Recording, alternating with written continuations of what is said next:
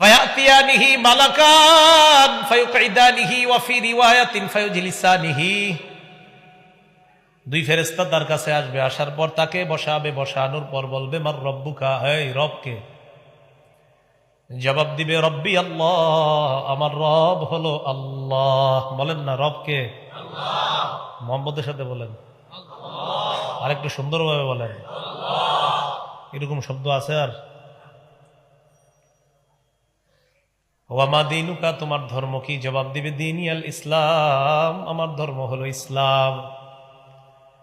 Oman হাযার রাজুলুল্লাযী বুইসা ফীকুম, এই মানুষটাকে, যেই মানুষটা তোমাদের মাঝে নবী হিসাবে প্রেরণ করা হয়েছে, চিনুনি? তিনি জবাব দিবে হাযা মুহাম্মাদুন সাল্লাল্লাহু আলাইহি ওয়াসাল্লাম, তিনি হলেন মুহাম্মদ সাল্লাল্লাহু আলাইহি ওয়াসাল্লাম।